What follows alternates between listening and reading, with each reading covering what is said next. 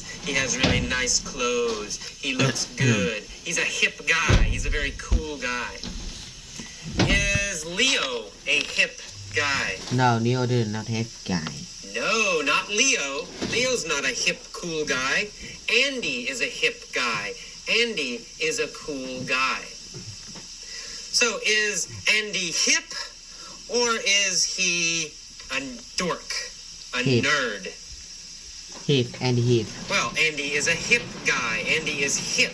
He's not a dork. That's the opposite of cool. A dork or a nerd, that means not cool. But Andy is cool, so he's a hip guy.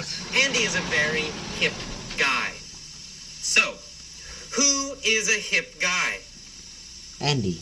Well, Andy is a Andy hip is guy, a right? hip He's a guy. cool guy. Andy is a very hip guy. Andy's a hip guy. He's also nomadic. Does Andy like to travel around a lot? Yes, that's exactly right. He's nomadic. He likes to move a lot. He's always moving from one place to another. He never stays in one place a long time. He's nomadic. Andy is very nomadic. He likes to move a lot. Is Leo nomadic? His friend Leo. Well, yeah, maybe. Yes, I think maybe. Leo probably is also nomadic, right? Leo is traveling around a lot. He goes to Iraq. So Leo is also nomadic. He also likes to move a lot. He likes to move around. Are Bedouins nomadic? Yeah, that's right. Remember in the vocabulary lesson, Bedouins, they're people in Arabia. They are nomadic. They move around a lot. They don't stay in one place. They're always moving. They are nomadic. So Andy is a hip guy. He's a cool guy. And he's nomadic. He likes to move a lot. He can never stay in one place. He loves to roam from country to country and place to place. Does he like to travel? Does he plan his travel a lot? Plan it carefully? No. No. He does not plan his traveling carefully. He likes to roam. It means he likes to travel without a plan. One day he thinks, I want to go to Mexico. So he goes to Mexico. And the next month he thinks, I want to go to Europe. So he goes to Europe. He's roaming. There's no plan, right? He doesn't have a definite plan. He's roaming. He likes to roam from country to country. Who loves to roam from country to country? Andy. Well, Andy likes to roam from country to country. Why does he like to roam? Because Well, he likes to roam nomadic. because he's nomadic. He's a nomadic person. So he likes to roam, he likes to travel without a plan from place to place. He's always roaming the world, traveling the world. But every summer, he always stays in San Francisco. So the rest of the year, he's traveling. But in the summer, he always stays in San Francisco. When he's in the city, his favorite hangout is Cafe Trieste. Is Cafe Trieste his favorite place to meet people? Yes. Yes, that's right. Cafe Trieste is his favorite place to meet people. Is Cafe Trieste his favorite place to stay and relax? Yes. Yes, that's right. It's his favorite hangout. It's his favorite hangout, his favorite place to stay and relax and rest and meet people. It's his favorite hangout. Where is his favorite hangout? His favorite hangout is Cafe Trieste in San Francisco. Is his favorite hangout very old? An old place? That's right, yes. It's a venerable place. He likes to hang out. His favorite hangout is the venerable Cafe Trieste. Is Cafe Trieste very, very, very old? Yes, that's right. It's venerable. It's extremely old, very old. It's the venerable Cafe Trieste. It's the very, very old Cafe Trieste. Is San Francisco a venerable city? Well, yes and no. Yes For and America, no. it is a venerable city. It's an old city in America. But in the world, maybe people think, oh, it's not so old, right? It's not very old. Cities in Europe, cities in Asia are much older.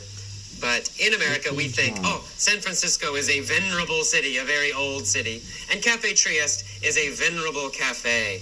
It's an old cafe. And the cafe used to be the center where San Francisco's famous writers hung out. Did famous writers meet at Cafe Trieste? Yes, they did. They hung out at Cafe Trieste. This is the past tense, using it as a verb. They hung out at Cafe Trieste. They met at Cafe Trieste. They stayed and relaxed at Cafe Trieste. They hung out at Cafe Trieste in the past. In the past, San Francisco's famous writers hung out at Cafe Trieste. Cafe Trieste was the epicenter of the San Francisco arts movement. Did the San Francisco arts movement start near Cafe Trieste? Yes. Yes, it did. That's right. That was the center. That was the most important place for the arts movement, the arts group. Was it the epicenter of an earthquake? No, it wasn't the center of an earthquake, right? Big earthquake, buildings falling down. No. The earthquake did not start there. What was it the epicenter of? Well, Cafe Trieste was the epicenter of the San Francisco arts movement. It was the center. It's where it started. It's where most of the artists would meet. Cafe Trieste was the epicenter, the center, the starting point of the arts movement. Okay, so one day, Andy emerges from the cafe. Does he go into the cafe? No. No, he doesn't go in. He comes out of the cafe. He emerges from the cafe. He comes out of the cafe. He appears from the cafe, right? So he emerges from the cafe. He comes out of the cafe. Where does Andy emerge from? From the Well, cafe. he emerges from the cafe. He emerges from Cafe Trieste. He comes out of Cafe Trieste. After he emerges from Cafe Trieste, what happens? Well, after he emerges, after he comes out, he crosses paths with an old friend named Leo. He meets an old friend named Leo. Leo says, I'm leaving San Francisco. I'm striking out on my own to see the world. Is Leo traveling alone? Exactly, yes. He's striking out on his own. He's traveling alone. He's traveling by himself. Is Leo striking out on his own to begin a business? No. He's striking out on his own to travel. He's starting to travel alone. He's not starting a business alone. He's striking out on his own to travel, to see the world. Is Leo striking out on his own, or is he traveling with other people? Okay, it's an easy question, right? He's striking out on his own. He's starting to travel by himself, alone. Okay, good. What does Andy say? Well, Andy's asked him, where are you going first? And Leo says, I'm going to Iraq. It's very beautiful in the summer. 2 weeks later, Andy is in his home, and he reads the newspaper, and he sees a story. The story says that Leo was killed in Iraq. Andy says, it figures. Is Andy surprised that Leo is dead? No.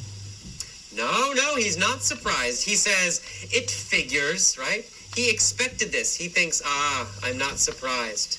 He says, it figures. I'm not surprised. It makes sense. Leo is dead. Why does it figure? Why does it make sense? Because Iraq is very dangerous, right? So it's not surprising he got killed in Iraq. It figures. It's not surprising. So Andy says, it figures. And then he says, Iraq is a very dangerous and insecure place. What an idiot.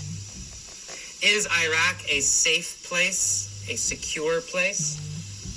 No, No, it's the opposite. It's a very insecure place. It's not safe. It's insecure. Does Iraq change a lot? Do a lot of things change very quickly in Iraq? Yeah, that's right. It's an insecure place, right? It's not stable. It's always changing. Different things, different bad things happening all the time. It's insecure. It's not safe. Is America an insecure place? Well, maybe. But in general, no. It's not insecure. America is generally safe. It's generally stable. It's generally secure. So, in general, America is not insecure. Is Colombia insecure? Well, maybe. I've never been to Colombia, but in the news, it seems Colombia is not safe. So there's a lot of drugs and a lot of violence, maybe, in Colombia. So maybe Colombia is not secure. Maybe Colombia is insecure. Parts of Colombia are insecure. Iraq is very insecure.